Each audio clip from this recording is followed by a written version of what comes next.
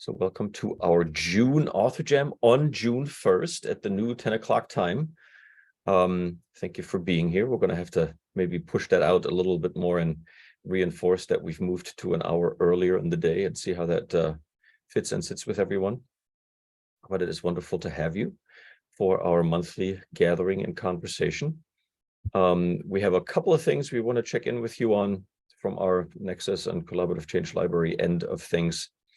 But really mainly just want to hear how you're doing, what's top of mind for you. And I don't think that everyone knows everyone this morning. So typically what we do is just we have a prompt or a question or an invitation to share what's top of mind for you. I don't have any fancy specific, like, let's dig into this one. If you have one that feels like you want to share, by all means, please do. If not, I'm going to ask somebody to just say hello, share who you are, where your feet touch the ground, and we'll go a ring around Rosie, and then we'll have a little bit of a chance to chat. Ryan's inspired. I'm so inspired because I inhabit space here in Charlotte, North Carolina, and I know I'm near Birgit and somewhere nearby. And having been involved in the open space community for a while and being deep there, I'm what is on top of my mind. It's hard to believe that I'm here with Birgit, and I'm happy to be with that, and for also some things that are going on in the open space community. And I think that's just, there's many things that are popping in mind, very incoherent at this point, admittedly so. And yeah, I'm grateful to be in this space with all of you. That's me at this point. Awesome. So share 15 seconds worth. So silly me making assumptions that maybe you and Birgit didn't know of each other or hadn't met or whatever. That makes sense that through open space, at least you're aware of one another. But share 15 seconds on what your space is in the Collaborative Change Library and what you're excited about around that, maybe. Oh, it's still to me. Do I still have the talking object at this point? Yeah, okay. you're still here's the Take it.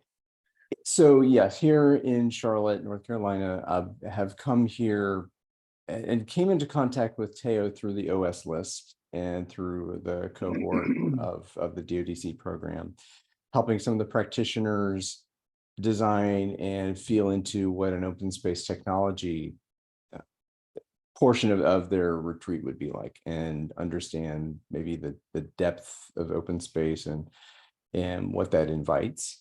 So that is the core of my practice as I've come here to the CCL, was through open space, and also through a passion project of mine I call the Purple Squirrel Cafe, which is it's a focused invitation-based intervention that kind of sits in between organizations, not within organizations. So the way I see it is it's a trust building metaphor for bringing people together in small groups and expanding beyond in a virtual cafe mode. It's a very metaphorical play on opening space for people in, I would say, I call it creating safe space for dangerous conversations, where we have people who are in different places ideologically, and we expand that inquiry to include folks who may not see the world the same way, but through a trust of other invitees, they're willing to give grace to that inquiry. And that's a mode I'm trying to explore and develop into a method snapshot and offering for the CCL. And otherwise, in my practice for collaborative change, has to do with open space technology in several groups that I'm with, in Grieving and Thriving. Also, open space agility with Daniel Mezek. I've been involved with him and doing that kind of open space plus a change box and another open space to bind that change box, as well as in another interpretation of a derivation of that open space agility being open space beta, which is through the 12 principles of the Beta Codex for organizational transformation. So all that is to say, I am an open space geek, and I love to create open and hold space for people in deep dialogue. So.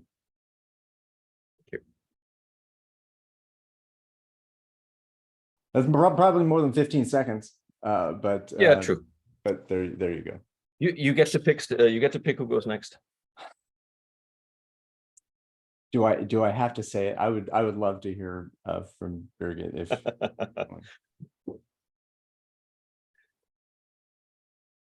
Thank you so much. And I'm up in Etowah. So if you come up this way or want to come up this way, I'm definitely open to get together.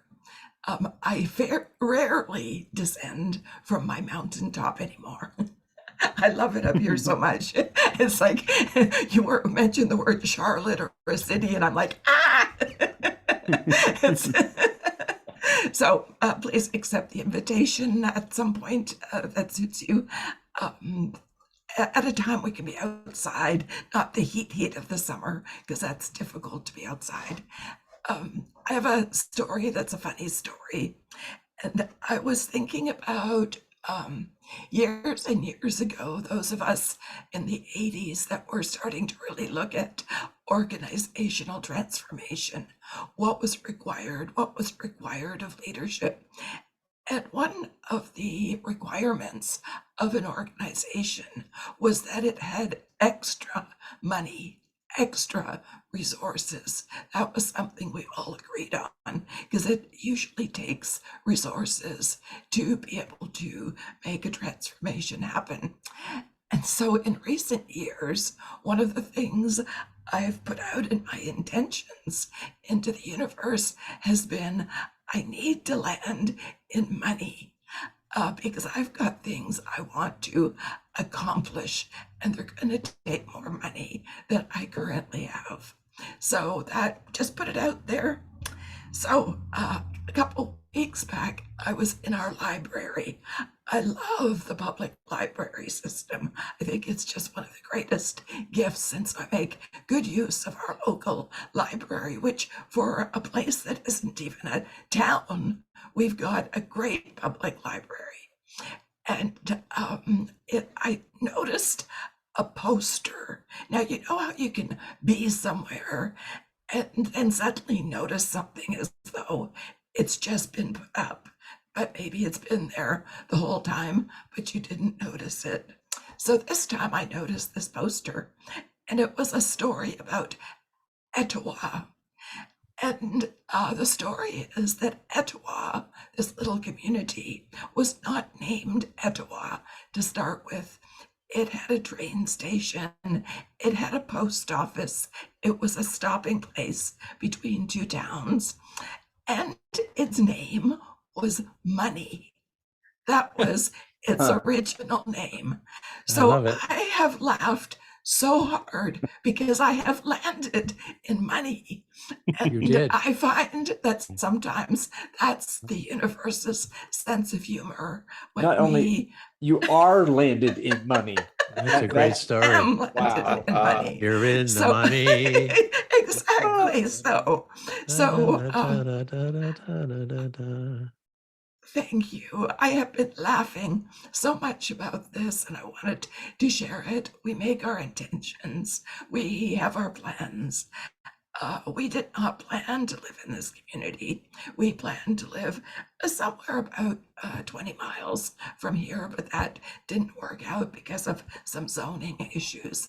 So here we are, got this little house, which we were after, a little house in the mountains, and we're in money.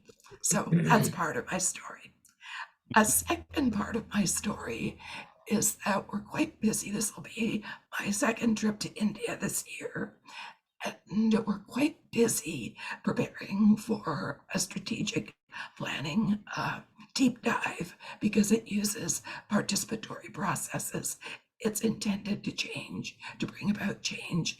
It's intended It's a teaching of strategic planning that's very collaborative.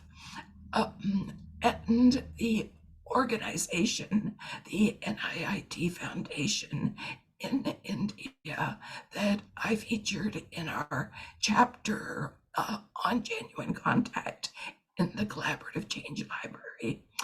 It's the organization that's sponsoring this, and half of the participants are going to be people who have worked for 4 to 5 years the genuine contact way in their organization. They even have a genuine contact room at their head office. And now we're going to meet at the NIIT University for this particular workshop. Oh, you might think, what is she doing going to India when it is the hottest time of the year? It is so hot, like unbearably hot at this time of year. Well, we're doing it because the university has given us lots of latitude with costs and so on, because they're not in session at the moment. But the second is, this university built itself in a desert and created an oasis. There's trees, there's flowers, there's grass, and they're so ecologically sound. And they climate control their property, their buildings with geothermal somehow. And I'm so curious. I had to go to see, out of curiosity, to see if this could possibly be true. So I am a truth seeker, and this suits me. And I pass over to Lisa. Before you pass over to Lisa, I want to make sure, Birgit, that I tell you, please bring some music back for Ryan and I. Oh, yeah. That was wonderful, Birgit. Yeah, that was great. I also want to say a real quick welcome to Carol and Yesham. And Yesham's in England. She's working on a chapter related to comparative learning, and she does a work with the United Nations in peace and conflict resolution. And so she's translating this into a few different new arenas. And so she's writing a chapter on that. It's peer or comparative learning is the perspective she brings. And then you all know Carol, so welcome, Carol. Lisa. And what we do at Yesham is this is a support group for authors. So we are all working and writing and supporting. We talk about issues related to our connected passions, as well as just general things around our authoring and our work and the Collaborative Change Library and the handbook. And what we do is we just kind of come in and we'll sometimes have topics to address. We'll always have a check-in, kind of what's going on and what we want to bring into the conversation. If anybody needs support, you can always ask for support. So. Great, thank you for welcoming me. It's lovely to join you all. Well, Birgit picked me, so I will jump in as one of the, at least currently non-authors, but I definitely resonated with you, Ryan, on the open space. So actually, Dr. Katie would have been my professor when we actually did one, split into groups and did some different collaborative methods, and we picked open space, so we got to actually do one of those. And then really love your story about money and landing in money. That's really it's just awesome. So for me, just for those that don't know, I'm in Southern Michigan in the US, and right now I am just still in the thick of figuring out what finishing my master's can be for my current work and for the future and what I want to do. So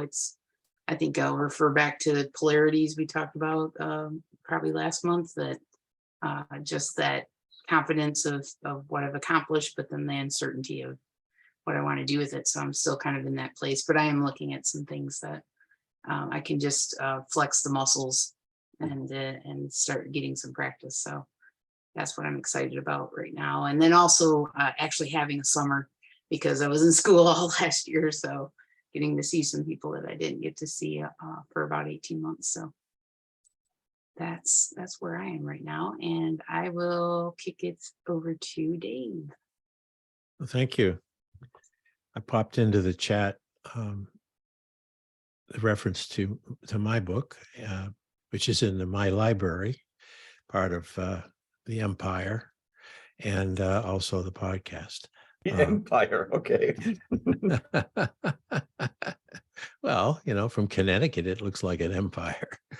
I want to tell you what's coming up. I'm excited about it and a little bit nervous.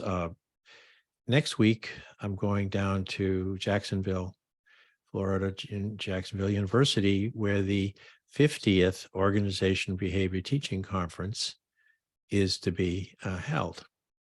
And one of the connections to the work that's got me into this crowd was that Peter Vail was one of the very early persons to get this society going. And it is a society 50 years ago. So I'm going to honor that. But I'm also going to do a professional development workshop, which Teo's been helping me think through, using the book on practice as a way of being and selecting some of the conjectures about what practice is and asking a group of teachers to read and discuss some of those conjectures with this main question: how might knowing this fortify your teaching? And I chose that word very carefully. I haven't even put it in the slides yet, Teo, but I've been thinking about it. With all of the buffering and bungling and battling going on in society, but particularly now, unfortunately, in many colleges and universities, teaching is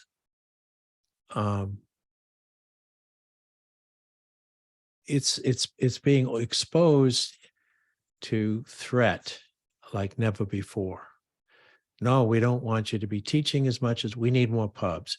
Yes, you can teach, but here's an extra 15 students. You could do 3 preps. And we've known ever since the society was founded, and that's why it's a teaching society, the teaching about human behavior and organization in business schools in particular is, oh yeah, we have to do that, as opposed to business is comprised by human behavior and sustained by humans behaving and making the right choices. It's everything to do with business, but it's never been quite valued, nor has teaching. So it's a fight that was started in the best sense of fighting. It's lasted 50 years. And I'm also going to be moderating a session with the fellows of the society, including the founder, David Bradford. And we're going to say, okay, here's why we started. Here are some of the things that happened between now and then. But here we are in the present. What can the society do for us, each other, as a society to sustain teaching? And I simply use the word fortify, as in fortifying with vitamins.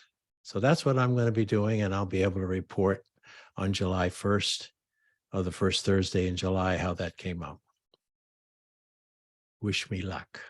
And I'm picking Yasmin, because I'm fascinated to know what you're doing.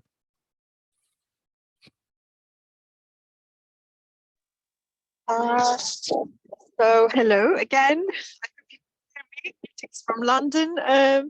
So I don't know much about these meetings, and I'm very new, and it was very sort of last minute joining in, but it's really, I'm delighted to be here. Some of you I recognize from the talks, the Thursday talks, but in a very sort of nutshell, what I'm trying to do is this. I am a conflict mediator. And I worked with a number of countries before, with United Nations Development Program and many other similar international organizations. And my specialism is to bring people together, especially those who have extreme views. And I argue that conflict is very good for us. That's my argument, if it's handled correctly.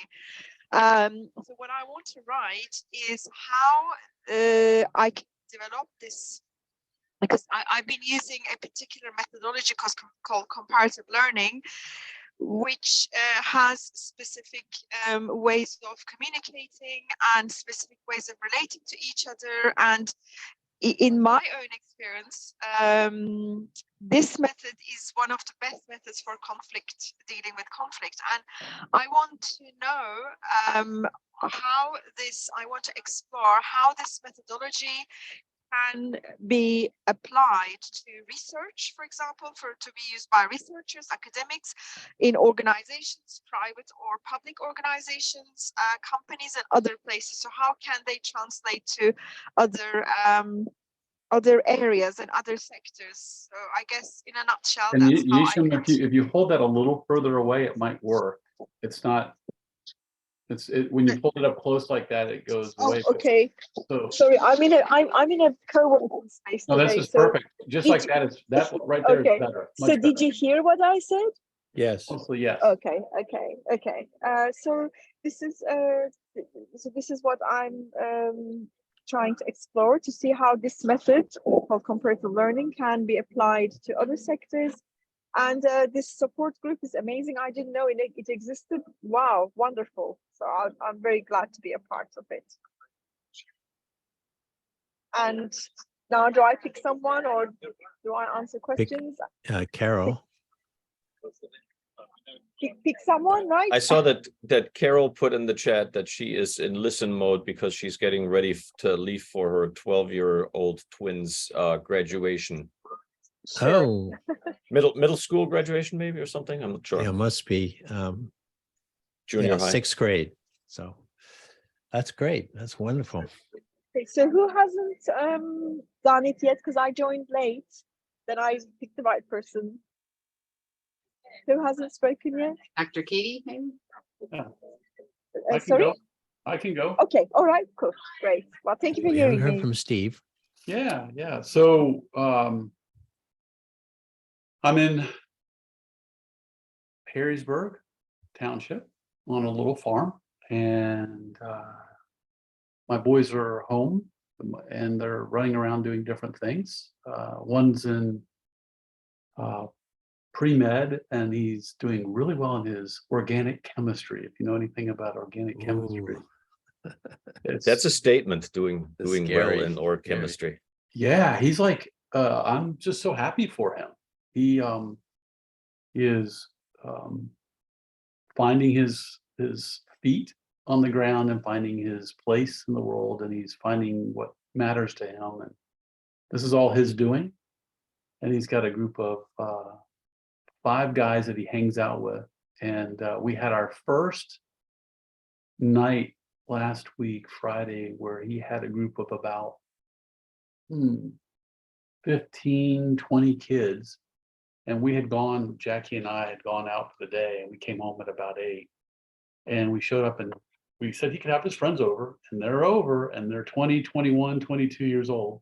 It's our first evening on the farm with that age group hanging out with ping pong balls, if you know what they're doing with those. And yeah, they make them in a cup and then you have to drink and stuff. So they're having the best, they're laughing and whatnot. And so, but I was like, I walked in, I had this like huge reaction, like where I was like, how do I feel about this? I don't know if I like this. I'm not sure this is good. I have all this. And in my men's group work, and then you all do this work, is just taking some time to go and have my own process, and so I had my own conversation and was very proud of myself and how I handled this, because I was, I walked out and they're all out there, and I introduced and we chatted and we were joking, And I just said, to him, I said, my home is your home and I hope you'll treat it like your home. And I said, also, I said, I know some of you are drinking and I want you to stay the night. You're not driving. I think your parents would appreciate that and everybody else would appreciate that if you do that. And I make a good breakfast and we just chatted a little bit more about a few things. I told him a little bit of the why staying over and so forth. It just coincidentally, I had my son was with his friend who was driving in a minor little accident, like very, very little, like nothing was damaged hardly, I think, but there was a report that was written out. We had within the course of a week, 3 or 4 attorney packages on our front door with the whole police report, seeing if we wanted to sue the driver of his friend who was driving the car. Like that level. I've never seen that before in my life. And it was to him, a 16-year-old, like, you want to sue your friend for something? But I shared it with him. I said, look, the world's really in a different place. So let's stay safe. Let's take care of each other. Let's have a great time. And then they all wanted to go see the chickens. So we all went to go see the chickens. That's always a great icebreaker because a lot of them hadn't seen it. So we went and saw chickens and chatted a little bit. They had a great time. They were awesome. Awesome. So that's my 21-year-old. And then my 16-year-old, he loves working. He's got his little farm, his little lawn mowing business, and my little 9-year-old's at summer camp. So everything's kind of changed. We're now on the new schedule right now. I'm working on the humanity report. I've been working on this, blending together 6 indices, global indices that evaluate the planet on things that have to do with people, planet, and profit. So I've been doing that, tracking it over 10 years and doing qualitative analysis of reports and working with a qualitative researcher. And we're using artificial intelligence to help us evaluate and qualitatively analyze documents. And it's very, very interesting to see how well ChatGPT and other techniques can actually do thoughtful, helpful types of analysis. And she's publishing an article on how to use AI and ChatGPT to assist in qualitative research from a very academic, rigorous perspective. And so, basically I've done a presentation on it and I'm going to have more coming out on this, but it's really taking on a life of its own. So that's been quite interesting. No indice has really blended people, planet, profit together. They tend to emphasize people or profit and sometimes planet. There's like the climate competitive index and so forth. So, but these think tanks and so forth have great reports, thoughtful like analysis and reflection on the planet through the lens of that indice. But nobody's ever like, what are they all saying? What do they all agree with? What do they all say is what's going to the current state and what's driving our planet? What's the future look like? And what do we need to do? And there are certain themes that come out when you look at what all these really thoughtful think tanks are recommending and so forth. So yeah, it's been quite enlightening to do. And I'm getting ready to go to Europe, take our students. We're going into do some really cool stuff with Yeshim's going to be doing some stuff with them around the Paris Agreement and how collaborative processes are used to bring all these countries together to agree. And Paris will be in the Tavistock Institute in London, and then we'll be at the Servant Leadership Institute with the Free University of Amsterdam in Amsterdam. And we'll be doing community projects with them, working in the community, the Anne Frank House, and so forth. So it's really kind of cool. I'm really looking forward to this. 2 weeks, and we leave on July 11th or 12th. So, Wow. yeah, a lot of cool stuff. Wow. Impressive, very impressive.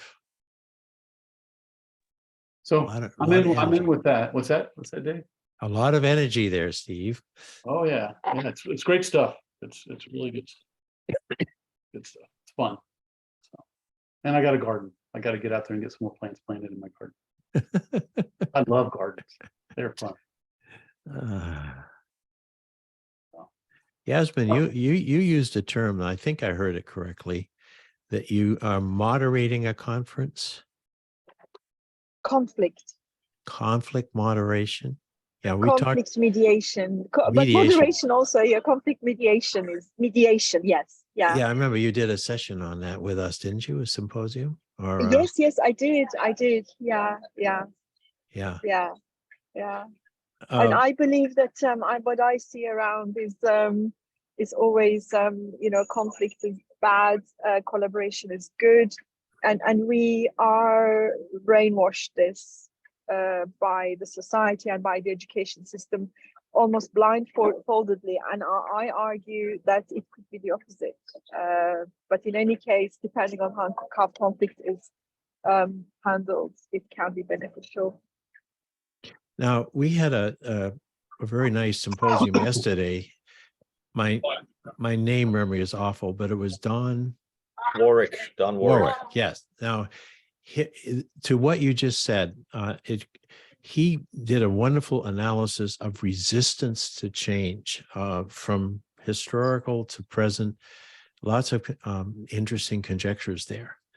One person posted, why don't we flip how people look at resistance and change, and start from the point that resistance itself is a good thing. Like you just said, conflict can be a good thing. Resistance can be a good thing because it's like a signpost. This is where we are right now. It's not a town called money, but sometimes it is about money. How do you get people to think more constructively about conflict so they don't run from it?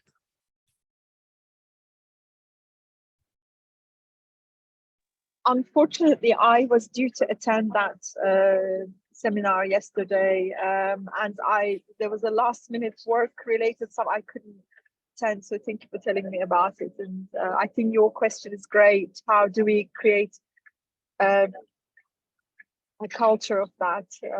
Yeah, that's the whole area of exploring, from how do we introduce this to children at schools, from there upwards in company cultures, in organizational cultures, in work cultures. There's a whole host of ways to introduce that.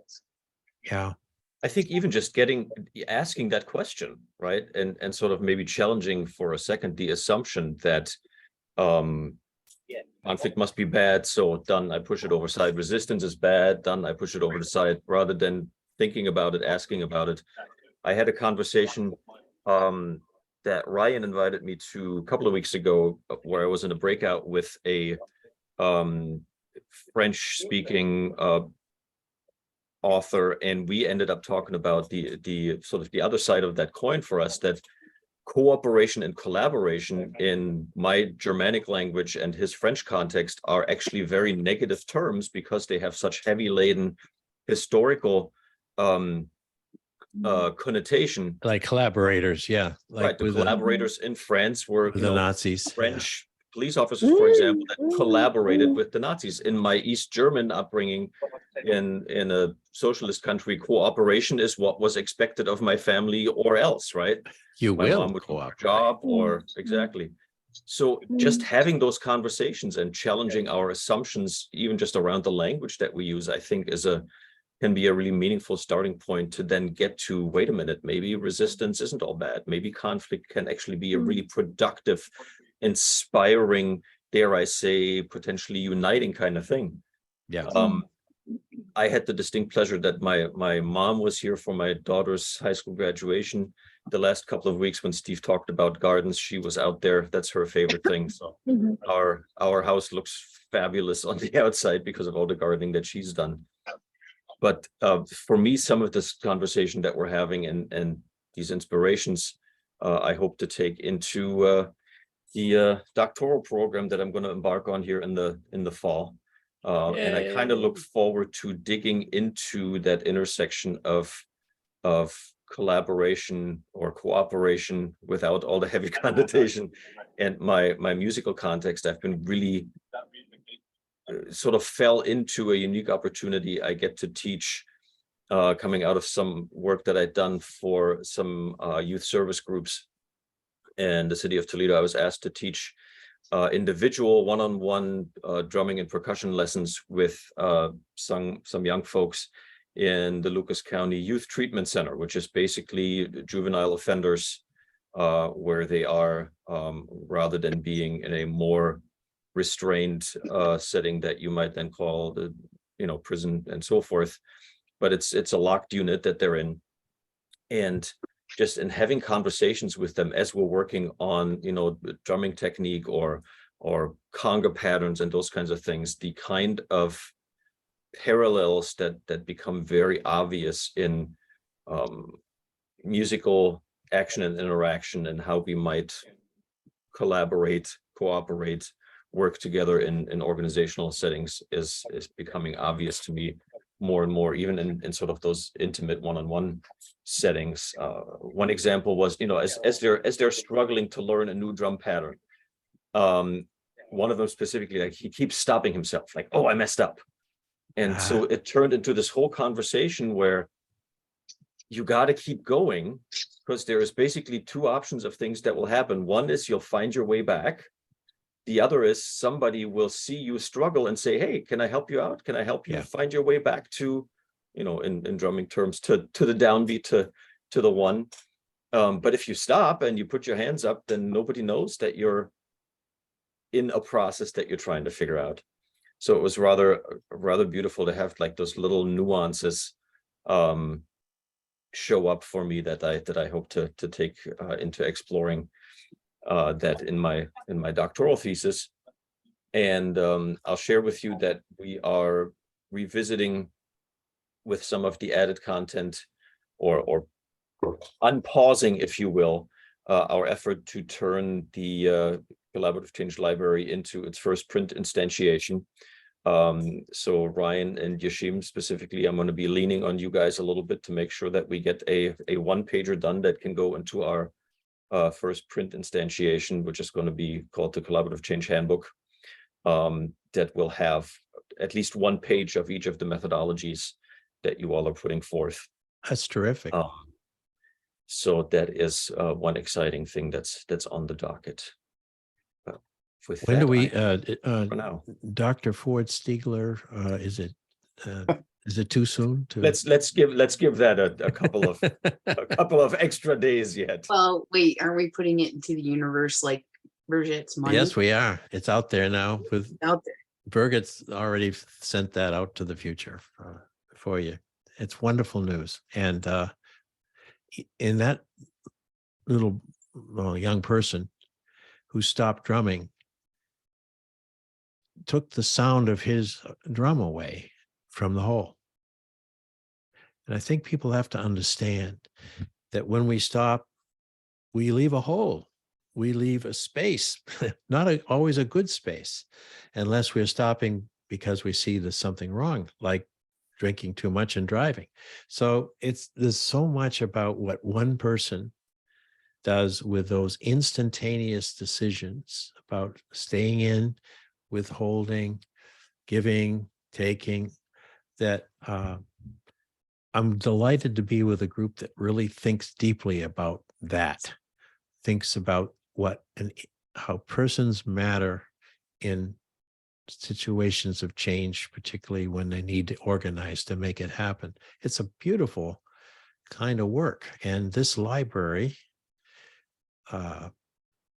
which it's a library, Big L, like the one that Birgit went to, without a place to come to bring your mind and heart, it's very quiet out there.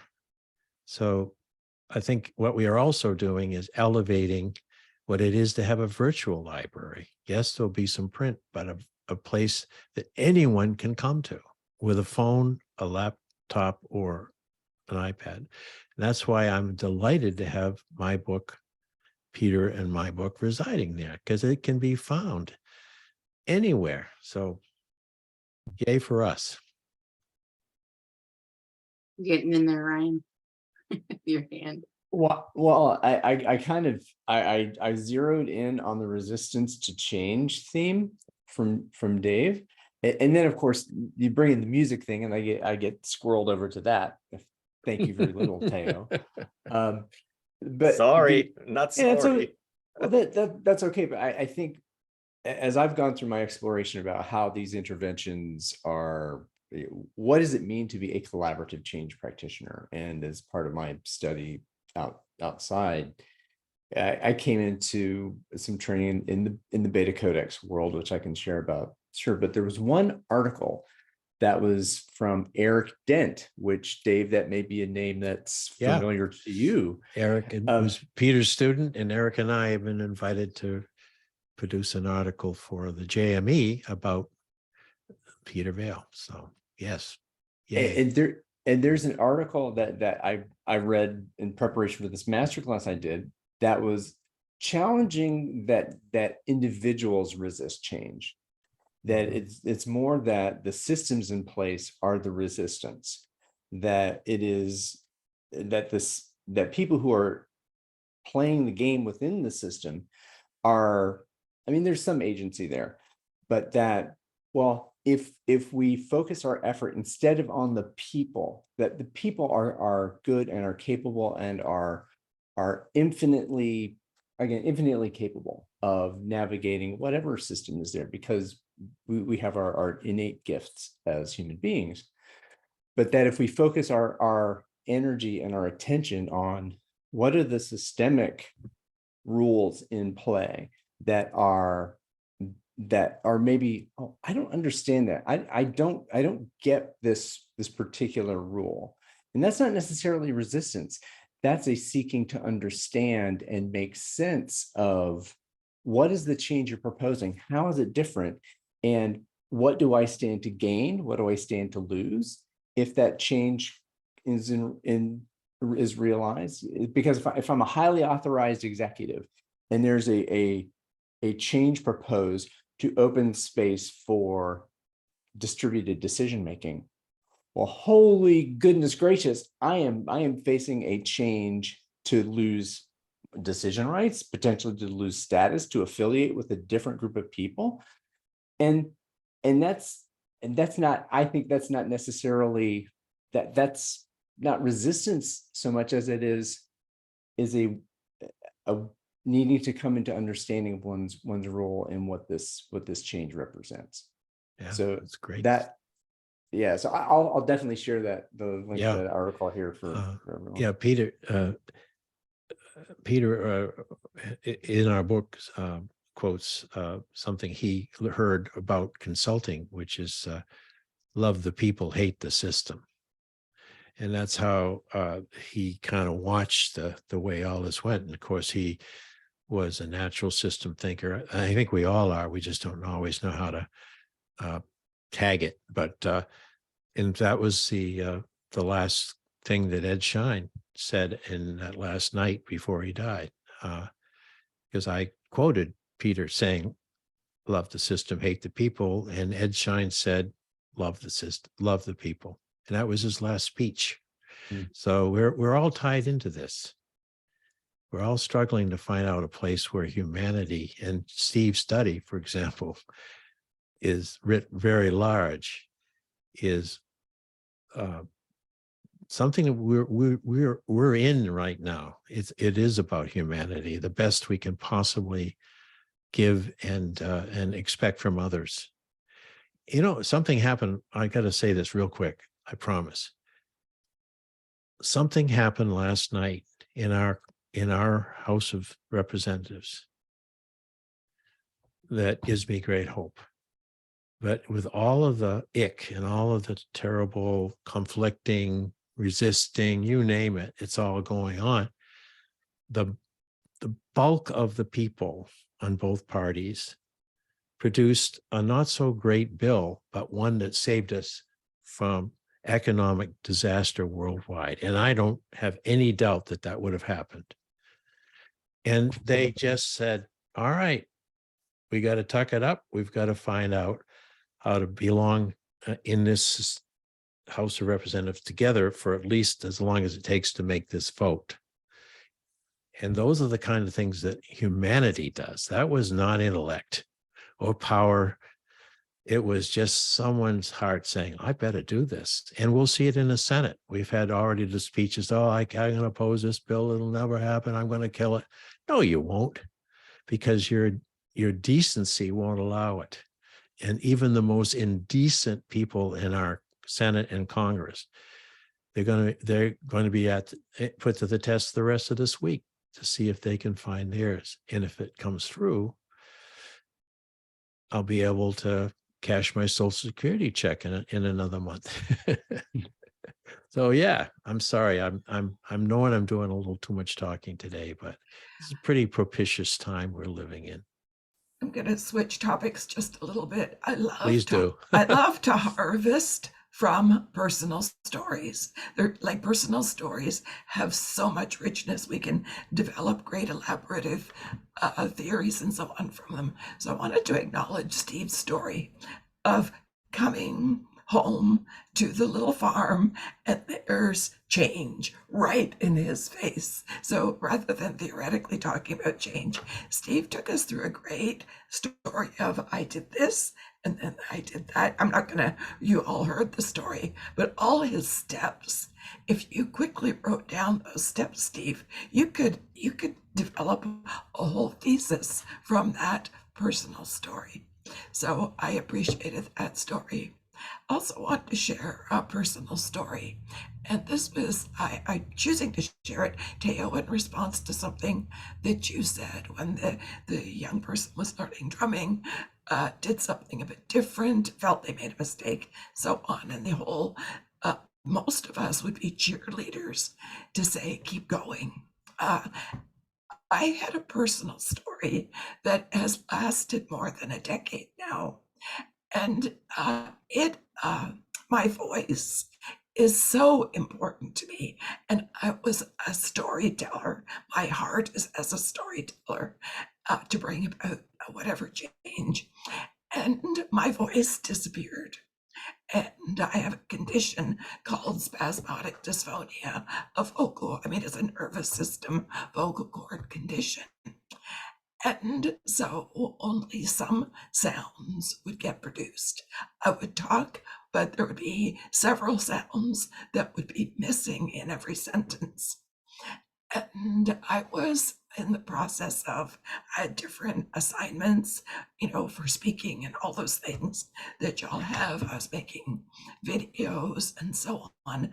And I didn't have the voice to speak it. My inner being was filled with its usual wisdom, its usual sense of humor, and so on, but I couldn't express it. I could express it, but it came out in a way that was very, very irritating to people if they could possibly understand it. And it was a many-year situation of not being able to be understood. Currently, my voice is better, but at any point it could go the other way.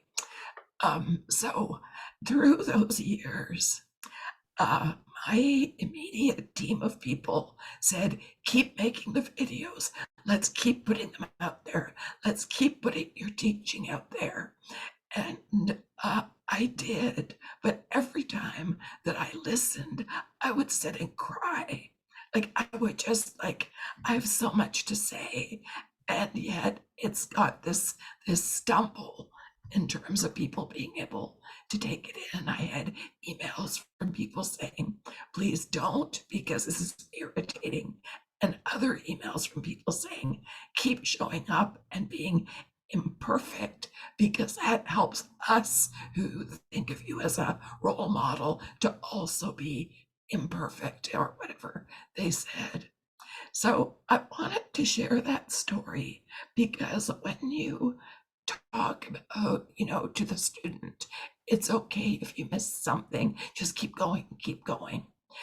I'm sharing a story that says there's a bucket load of emotions for that person, as in the story I shared. I had a team that said, keep going, and I did, but I was the only one that could live all that it was in that story. And today I'm remaking every single one of those videos, not with perfect voice yet, but it might be as good as it's going to get. And that same team had said to me years ago, if you ever get more of your voice back, we will remake these videos with you. We will do this work. We will invest of our time. So that was something that kept me going. That's it for what I wanted to share. Wow. It's stunning. Absolutely stunning. Thank you. And boy, we had a lot of nice things that we've heard today. And Bridget, that one will stick with me for the rest of my life. Because when I was talking about fortifying, when I was talking about valuing teaching so much that you'll do everything possible to keep on teaching and teaching well, now I can use, if you don't mind, I'm going to use that as an example. I have a new friend who had a medical condition that who loves telling stories, but couldn't tell them because of a medical condition. And all these years, she's been working to be able to tell us her stories. Yes, you could write them down. I know you have, but it's what you just did for us right now. Yeah, thank you. Awfully. Yeshim, go ahead. Oh, I just want to say, Brigid, thank you so much. I feel very touched. And I want to say thank you for educating me, because I haven't heard this condition before. And I really believe that we educate people. You know, and first of all, I'll just tell my very genuine feeling about what I heard you before, earlier on in this conversation, before you explained it. If there was no irritation or anything, I don't know who said that or how they, I don't know. I couldn't relate to that bit, but if they did say that, that is amazing. I don't really understand it, but for you to educate people, you know, I have an adopted child, and where I come from, my original country, we don't, you know, adopted children are being always looked down. And so it was very difficult for my family to accept my child, my extended family, not my parents, but my extended family. And my mom always said to me, our duty was to educate people, not to get cross with people, for them to not understand. And so I really believe that telling people, raising their voice, and it helps to other adopted children. And now you educating me about this will help me perhaps pass it on to others. And so it has a ripple effect. I'm really touched. Thank you so much.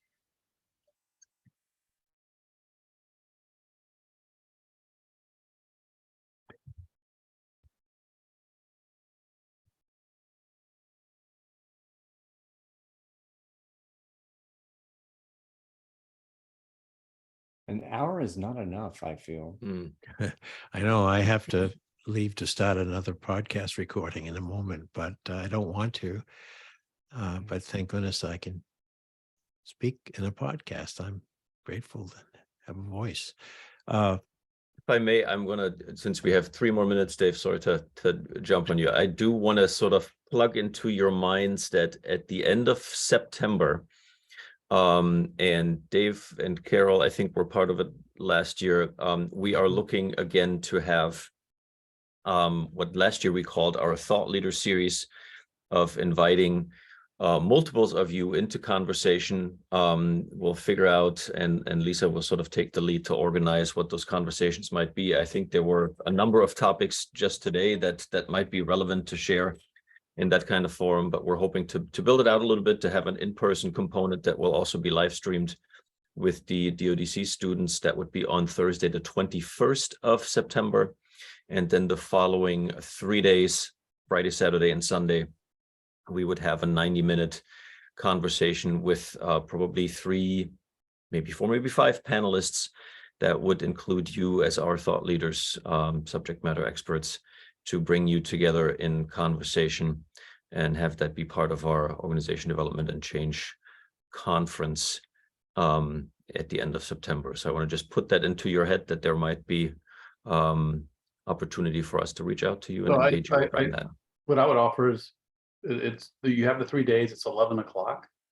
It generally will be depend on the number of people on the panel. You speak on anything on your heart and mind that you want to speak on that you think is thought-provoking, thought leadership serving, something you want to bring forward. And you can pick the day and let them know which day, Friday, Saturday, Sunday, and we can have you in. And then what we do is we'll send you and we'll put it out there and so forth. So Sounds wonderful.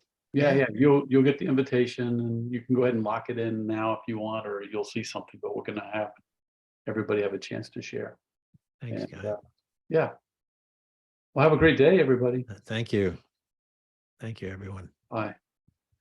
Bye.